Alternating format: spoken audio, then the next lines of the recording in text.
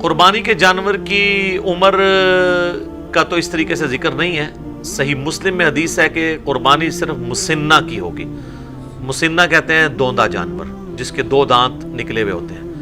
اب بکری یا بکرا جو ہے یہ 1 سال گزارنے کے بعد دوسرے سال میں دوندا ہوتا ہے, 14 مہینے میں یا 16 مہینے میں. گائے جو ہے وہ 2 سال گزارنے کے بعد تیسرے سال میں جا کے مسنہ بنتی ہے. اونٹ جو ہے وہ 4 سال گزارنے کے بعد 5ویں سال میں مسنہ ہوتا ہے. اس میں نشانی یہ ہوتی ہے کہ آپ اگر اس کا منہ کھولیں نا تو سینٹر میں 2 بڑے دانت آپ کو اوپر نکلے ہوئے نظر آتے ہیں.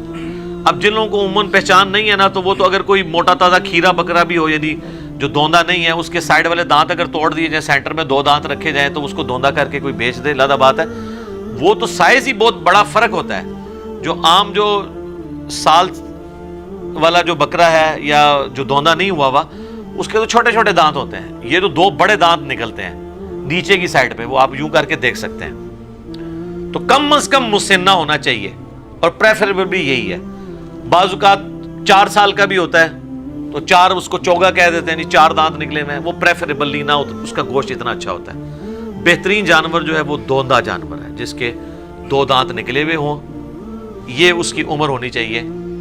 باقی جو کہتے ہیں نا جی یہ پکا کھیر ہے, وہ ہے حدیث مسلم شریف میں, اسی میں آگے الفاظ ہیں کہ مسنہ کی قربانی کرو اور اگر تمہیں جانور نہ ملے تو جزع 1 سال کا بھی کفایت کرے گا. جزع کہتے ہیں بھیڑ یا دمبا جو 1 سال کا ہو.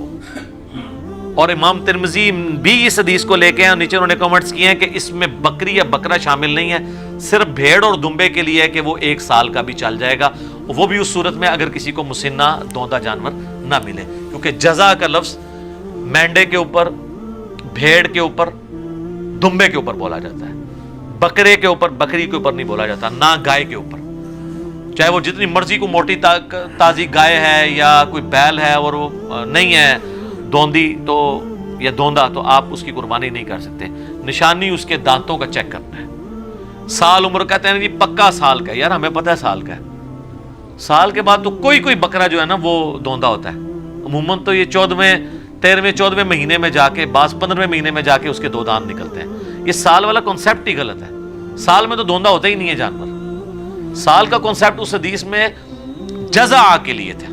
جزع, جیم ذال عین اور اینڈ پہ ہا آپ کہہ لیں یا تا کہہ لیں, اور وہ ہے بھیڑ, دمبا اور مینڈا.